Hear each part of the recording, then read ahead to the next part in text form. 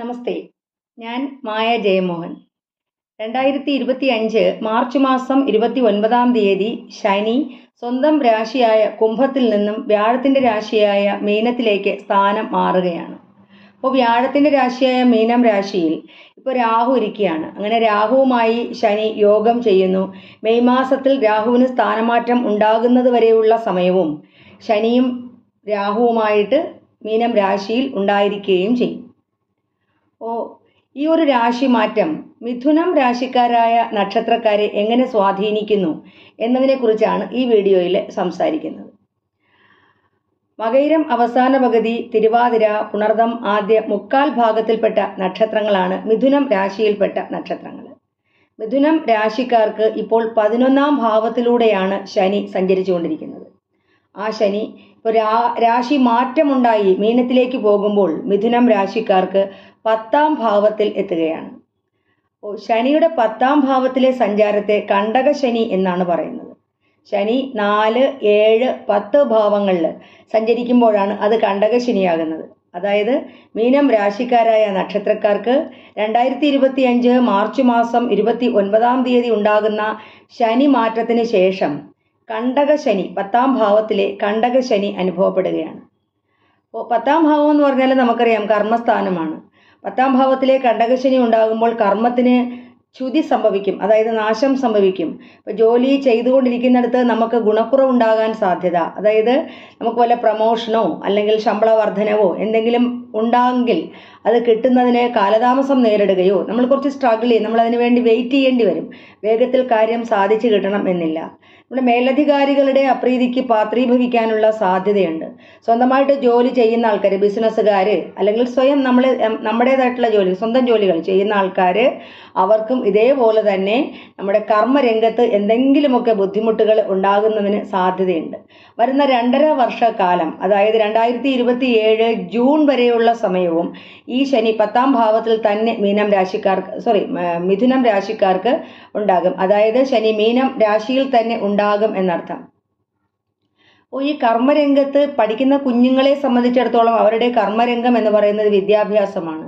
കുട്ടികളെ സംബന്ധിച്ചിടത്തോളം അവർ പഠിത്തത്തിന് മടി കാണിക്കാനുള്ള, ഉഴപ്പ് ഉണ്ടാകാനുള്ള സാധ്യത, നന്നായിട്ട് എഫേർട്ട് എടുത്താൽ പോലും തക്കതായ പ്രതിഫലം ലഭിക്കുന്നതിന് ബുദ്ധിമുട്ടുണ്ടാകുന്നതിന് ഉള്ള സാധ്യത, ആരോഗ്യപരമായിട്ട് എന്തെങ്കിലുമൊക്കെ വിഷയങ്ങൾ ഉണ്ടാകുന്നതിന് സാധ്യതയുണ്ടാകും.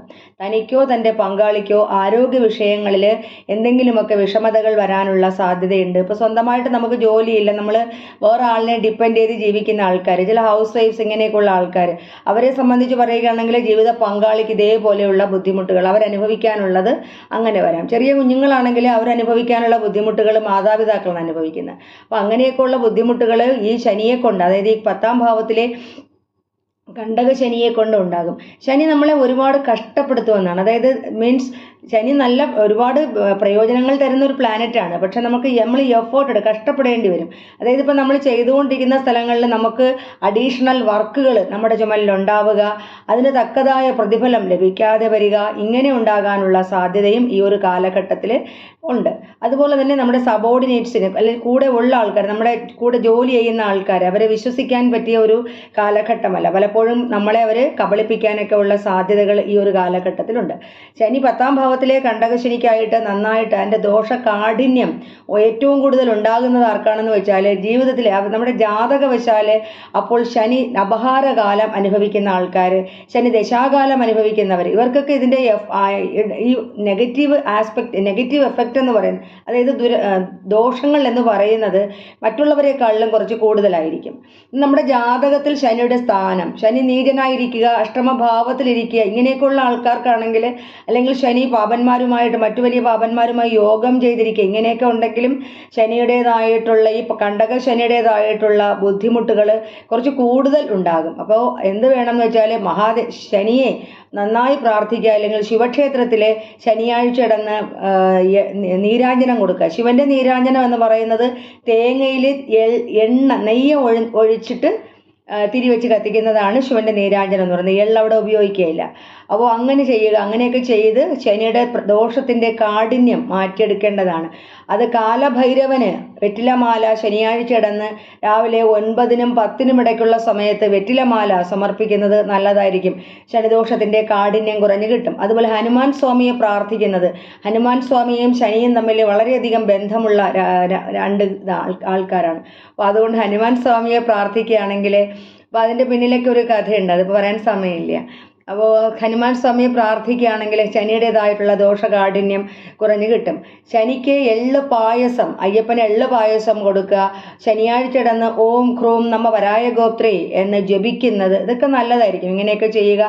കഴിയുമെങ്കിൽ നടന്ന് നമ്മുടെ അടുത്തുള്ള ക്ഷേത്രങ്ങളിൽ പോവുക. അങ്ങനെ നമ്മൾ ഈ എഫേർട്ട് എടുത്താൽ കഷ്ടപ്പെട്ട് ചെന്ന് ഭഗവാനെ തൊഴുക. ഇങ്ങനെയൊക്കെ ചെയ്യുകയാണ് എന്നുണ്ടെങ്കിലും വളരെ ഭക്തിപൂർവ്വം ഇരിക്കുക. ശനിയാഴ്ച ദിവസങ്ങളിൽ ഇരിക്കുക. നമ്മുടെ പ്രായമായ മുതിർന്ന ആൾക്കാരെ, പ്രത്യേകിച്ച് രക്ഷകർത്താക്കളെ അല്ലെങ്കിൽ പ്രായമുള്ള ആൾക്കാരെ, അവരെ റെസ്പെക്റ്റ് ചെയ്യുക, അവരെ ബഹുമാനിക്കുക, തൊഴുക. ഇങ്ങനെയൊക്കെ തൊഴുക മീൻസ് അവരുടെ ഇഷ്ടങ്ങൾ നമ്മൾ സാധിച്ചു കൊടുക്കുക. ഇങ്ങനെയൊക്കെ ചെയ്യുകയാണെങ്കിൽ ശനിയുടെ പ്രീതി ഉണ്ടാകും. തീർച്ചയായിട്ടും കണ്ടകശനിയുടെ ഈ ഒരു കാഠിന്യം നമുക്ക് വളരെയധികം കുറയ്ക്കുന്നതിനും സാധിക്കും. അതായത് നന്നായി പ്രാർത്ഥിക്കുക എന്ന് അർത്ഥം. ജ്യോതിഷ സംബന്ധമായിട്ടുള്ള എല്ലാ സംശയങ്ങൾക്കും എൻ്റെ വാട്സപ്പ് നമ്പറുമായിട്ട് ബന്ധപ്പെടാവുന്നതാണ്. വീണ്ടും കാണാം.